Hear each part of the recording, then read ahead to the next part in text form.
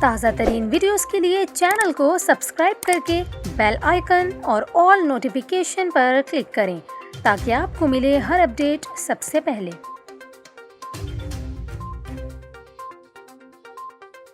ابھی آپ کو بتائیں، سوئی سدرن گیس کمپنی نے ہفتے سے سندھ اور بلوچستان کی صنعتوں کو گیس کی فراہمی غیر معینہ مدت کے لیے بند کرنے کا فیصلہ کر لیا۔ SSGC کے مطابق گیس بندش کا فیصلہ گھریلو صارفین کی طلب پوری کرنے کے لیے کیا گیا ہے، جبکہ برآمدی صنعتوں، ان کے بجلی گھروں اور فرٹیلائزر کمپنیز کو گیس ملتی رہے گی۔ واضح ہے کہ SSGC نے 1 دسمبر سے سندھ اور بلوچستان کے تمام CNG اسٹیشنز کو پہلے سے ہی 2.5 ماہ تک گیس کی فراہمی بند کر دی تھی۔ گیس کی بندش دسمبر 2021 سے فروری 2022 تک جاری رہے گی۔ اس حوالے سے آل پاکستان CNG ایسوسی ایشن کے مرکزی چیئرمین غیاث پراچا کا کہنا ہے کہ گیس کی درآمد میں رکاوٹ بننے والوں کے خلاف کارروائی ہونی چاہیے۔